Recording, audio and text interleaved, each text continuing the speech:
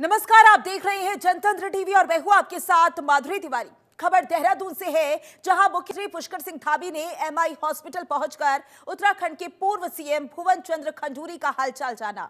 इस दौरान उन्होंने डॉक्टर से भुवन चंद्र खंडूरी के स्वास्थ्य के बारे में जानकारी भी ली। बता दें कि पूर्व सीएम खंडूरी की सेहत कई दिनों से खराब है, जिनका हाल जानने सीएम धामी हॉस्पिटल पहुंचे थे। और ये तस्वीरें आपकी टीवी स्क्रीन पर, जहां पर आप देख सकते हैं एमआई हॉस्पिटल पहुंचे सीएम पुष्कर सिंह धामी और पूर्व सीएम खंडूरी का हालचाल जानते हुए नजर आए।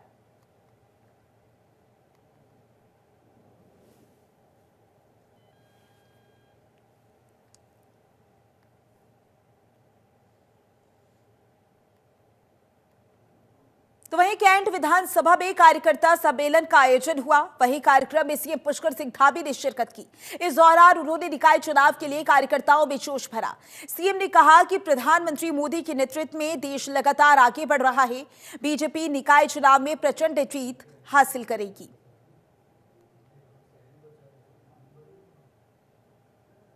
देश के अंदर अनेक स्थानों पर भगवान सूर्यदेव के उत्तरायण में प्रवेश होने पर एक उत्सव के रूप में मनाया जाता है। कहीं मकर संक्रांति के रूप में, कहीं लोहड़ी के रूप में, कहीं उत्तरायणी के रूप में, कहीं बिहू के रूप में, कहीं पोंगल के रूप में, कहीं माघी के रूप में।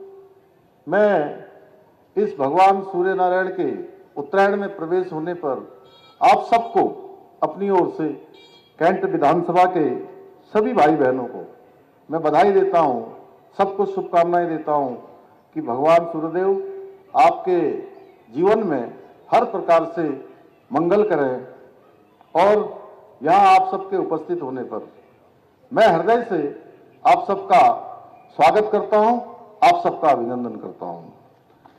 और आप सबके बीच में आकर मुझे आज बड़ी खबर देहरादून से है, जहां सीएम पुष्कर सिंह धामी ने प्रदेशवासियों को मकर संक्रांति की शुभकामनाएं दी। उन्होंने सोशल मीडिया पर पोस्ट करके लिखा कि प्रदेशवासियों को मकर संक्रांति के पावन पर्व की बधाई एवं शुभकामनाएं। सूर्य उपासना का ये पावन पर्व आप सभी के जीवन में सुख समृद्धि के साथ नवीन ऊर्जा का संचार करे। उत्तरगामी सूर्यदेव से यही प्रार्थना है। आप सभी को मकर संक्रांति के पावन पर्व की हार्दिक शुभकामनाएं।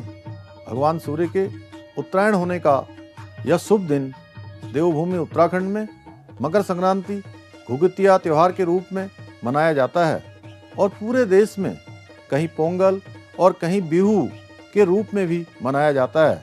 आज के दिन माँ गंगा में भी पवित्र स्नान किया जाता है ताकि हमारे जीवन में सभी कष्टों का निवारण हो सके। मेरी प्रार्थना है कि इस मकर संक्रांति के शुभ अवसर पर सूर्य भगवान की कृपा से हमारे जीवन में नई ऊर्जा का संचार होता रहे। एक बार पुनः आप सभी को मकर संक्रांति की हार्दिक बधाई एवं शुभकामनाएं। धन्यवाद, नमस्कार।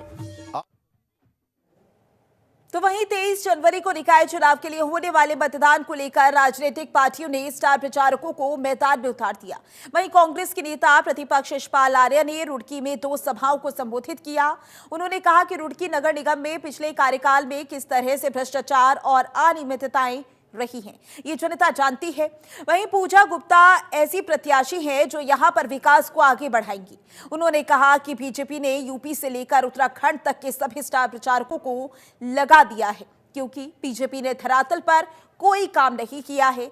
वो सिर्फ धर्म और जाति के बंटवारे की राजनीति पर वोट हासिल करना चाहती है।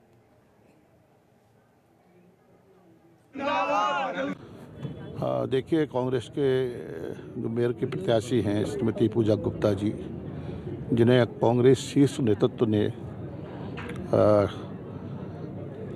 कांग्रेस का मेयर का प्रत्याशी घोषित किया है और यहाँ के जनमानस से वार्ड नंबर 19 के जनता से मुझे मिलने का अवसर मिला।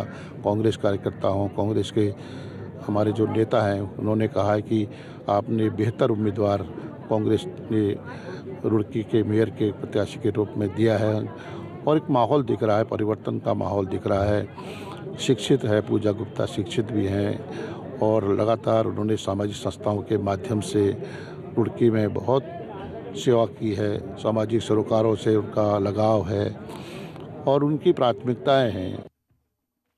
वहीं पौड़ी वहीं के श्रीनगर में नगर निगम चुनाव को लेकर बीजेपी की मेयर प्रत्याशी आशा उपाध्याय ने बाइक रैली निकालकर शक्ति प्रदर्शन किया। इस दौरान उन्होंने भाजपा के पक्ष में विकास को गति देने के लिए अधिक से अधिक मतदान करने की अपील की है। उन्होंने कहा कि कैबिनेट मंत्री डॉक्टर धन रावत के द्वारा श्रीनगर क्षेत्र में इतने विकास कार्य किए गए कि जिनको गिनाया नहीं जा सकता है और इसी कारण से प्रत्येक वार्ड में जहां भी हम जाते हैं वहां अपार जन समर्थन उन्हें मिल रहा है।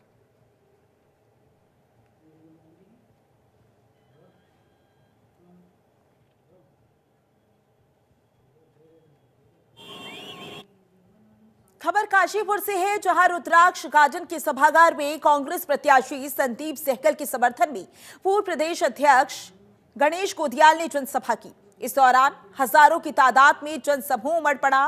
वहीं गणेश गोदियाल ने कहा कि काशीपुर में पिछले लगभग 20 सालों से बीजेपी ने कब्जा जमाया हुआ है, लेकिन बावजूद इसके यहां का विकास विनाश के रूप में खड़ा है। उन्होंने कहा कि इस बार संदीप सहगल फरिश्ते के रूप में कांग्रेस मेयर प्रत्याशी बनाए गए हैं। अब देखना यह होगा कि जनता काशीपुर का विकास चाहती है या विनाश, ये यहां की सम्मानित जनता को तय करना है। विदित है कि पूरे प्रदेश में निकायों के चुनाव चल रहे हैं और निकायों के इन चुनावों के चलते काशीपुर नगर निगम के चुनाव के लिए हमारे सुयोग्य प्रत्याशी श्री संदीप सहगल जी, जो कि मेरे पास हैं, हमारे भाई संदीप सहगल जी खड़े हैं इस चुनाव में कांग्रेस पार्टी की ओर से। मैं काशीपुर की सम्मानित जनता से, काशीपुर के सम्मानित मतदाताओं से ये हाथ जोड़कर निवेदन करने आया हूँ कि संदीप सहगल जी को वो लोग अपना आशीर्वाद दें, अपना मत दें और अपना हित, उनका हित इसी में निहित है कि वो यहाँ पर एक ऐसे समर्पित राजनीतिक और सामाजिक कार्यकर्ता को ये मौका दें कि अतीत से लेकर अब तक जिन्होंने हमेशा निष्ठावान एक कार्यकर्ता के रूप में इस नगर निगम क्षेत्र की सेवा की है। ये मैं सब लोगों से अपील करने यहाँ आया हूँ और मेरा विश्वास है कि जिस प्रकार से लोगों का प्रतिसाद यहाँ पर बढ़ चढ़ कर दिख रहा है, मेरा पूरा विश्वास है कि संदीप सहगल जी यहाँ काशीपुर से हमारे इस क्षेत्र के अगले मेयर होंगे और उनके नेतृत्व में ये नगर दिन दूनी रात चौगुनी वृद्धि करेगा, विकास करेगा, आगे बढ़ेगा। खबर हरिद्वार से है, जहां जैसे जैसे निकाय चुनाव की तारीख नजदीक आ रही है, प्रत्याशियों का चुनाव प्रचार जोर पकड़ता जा रहा है। इमली खेड़ा नगर पंचायत से भाजपा प्रत्याशी राजबाला सैनी के समर्थन में राज्यसभा सांसद कल्पना सैनी ने रोड शो किया। इस दौरान बड़ी संख्या में स्थानीय लोग मौजूद रहे। वहीं राज्यसभा सांसद कल्पना सैनी ने जनता से भाजपा प्रत्याशी राजबाला सैनी को वोट देने की अपील की। उन्होंने कहा कि राजबाला सैनी को जनता का समर्थन मिल रहा है क्योंकि बीच में रहकर काम किए हैं।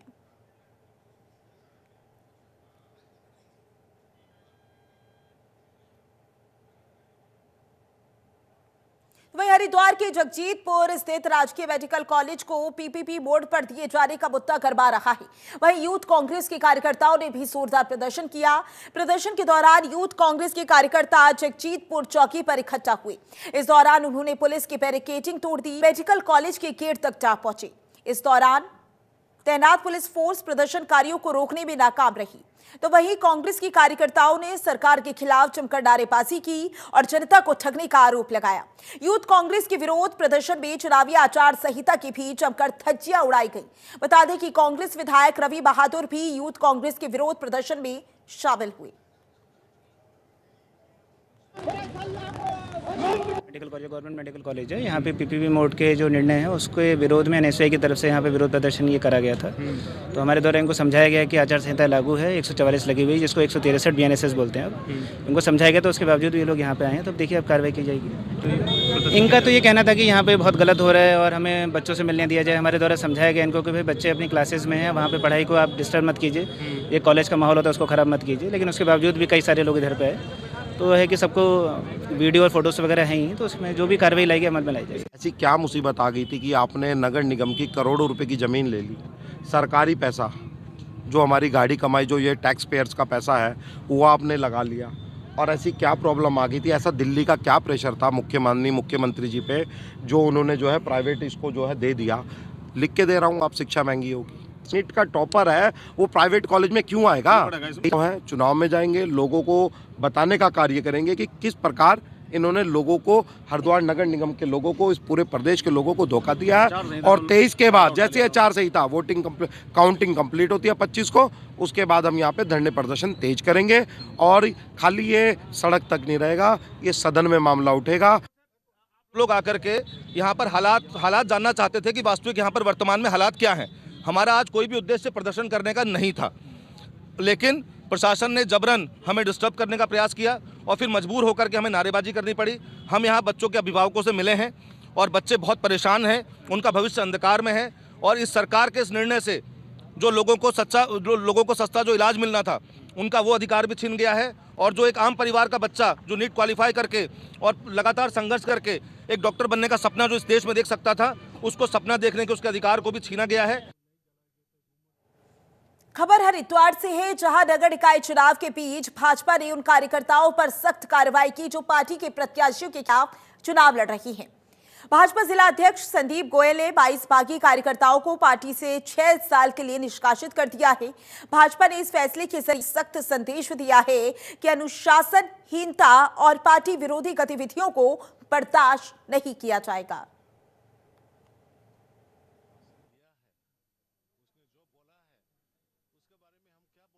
जहां तेज रफ्तार कार काफिली गैर बागेश्वर रोड की तरफ से जबराड़ी बैंड की तरफ आ रही थी, जो कि नौगांव पीपली के पास 500 मीटर खाई में गिरकर दुर्घटनाग्रस्त हो गई। वहीं धौल छीना पुलिस टीम और एसडीआरएफ ने मौके पर पहुंचकर रेस्क्यू अभियान चलाया। हादसे में कार सवार 3 लोगों में से एक व्यक्ति गंभीर रूप से घायल हो गया, तो वहीं 2 मृतकों के शवों को बरामद किया गया है। बता दें कि गंभीर रूप से घायल व्यक्ति को अस्पताल में भर्ती कराया गया है।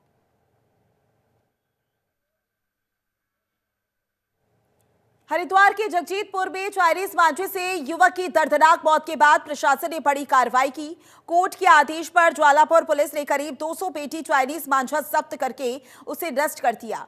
प्रशासन ने ये कदम चाइनीज मांझे से हो रहे खतरों को देखते हुए उठाया। चाइनीज मांझा प्लास्टिक और कांच के मिश्रण से बना होता है, जो कि पतंगबाजी के दौरान जानलेवा साबित हो सकता है। वहीं प्रशासन ने इसे बेचने और इस्तेमाल करने वालों पर सख्त कार्रवाई की चेतावनी दी है।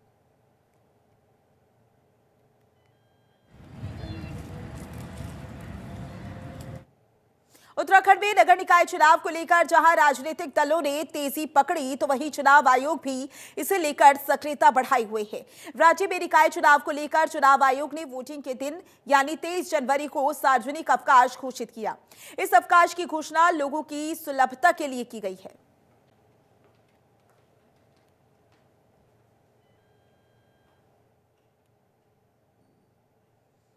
खबर देहरादून से है, जहां जिला निर्वाचन अधिकारी सविन बंसल ने चुनाव के संबंध में जिले के अधिकारियों और कर्मचारियों की बैठक की है। इस दौरान उन्होंने आरओ नोडल अधिकारियों को निकाय निर्वाचन की तैयारियों के संबंध में जरूरी दिशा निर्देश दिए।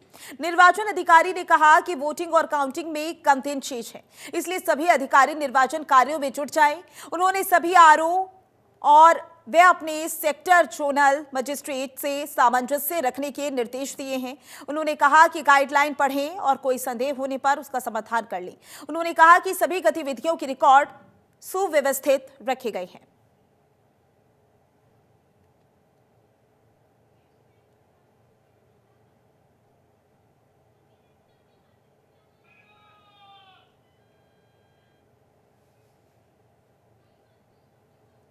खबर अल्मोड़ा से है, जहां देश भर में मकर संक्रांति का पर्व धूमधाम से मनाया जा रहा है। तो वहीं जागेश्वर धाम में मकर संक्रांति के मौके पर भगवान ज्योतिर्लिंग जागेश्वर महाराज ने घृत कमल की गुफा में 1 महीने के लिए समाधि ले ली। बता दें कि मंदिर प्रबंधन समिति और श्रद्धालुओं ने 251 किलो घी से गुफा बनाकर घृत कमल की गुफा में ढक दिया है। भगवान शिव अब फागुन मास की प्रथम तिथि को इस गुफा से बाहर आएंगे। मकर संक्रांति के पावन अवसर पर श्री ज्योतिर्लिंग जागेश्वर में प्राचीन परंपरा अनुसार गाय के घी को शुद्ध करके और उसकी गुफा तैयार की जा रही है, जो 1 माह तक भोलेनाथ जो हैं करेंगे।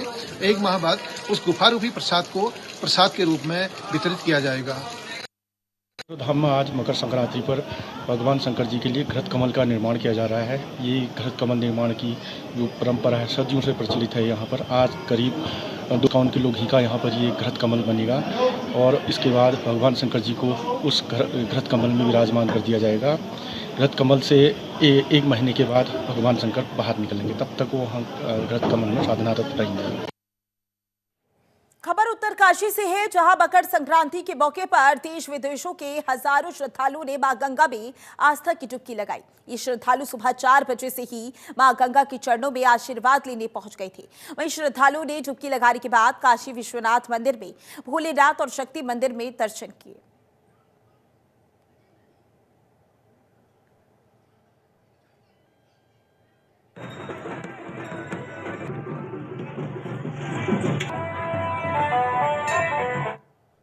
तो वहीं हरिद्वार में मकर संक्रांति के मौके पर गंगा स्नान के लिए श्रद्धालुओं का सैलाब बढ़ पड़ा।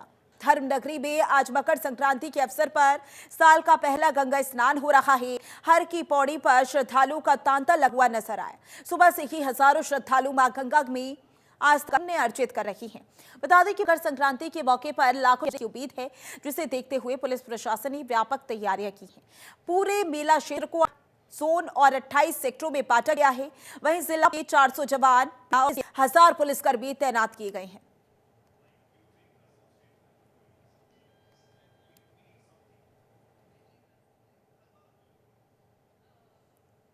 तो वहीं चमोली में वनअग्नि की घटनाओं को रोकने के लिए वन विभाग और फायर सर्विस ने वन पंचायत सरपंच और ग्राम प्रधान जैसे सामाजिक लोगों को 3 दिवसीय विशेष प्रशिक्षण दिया।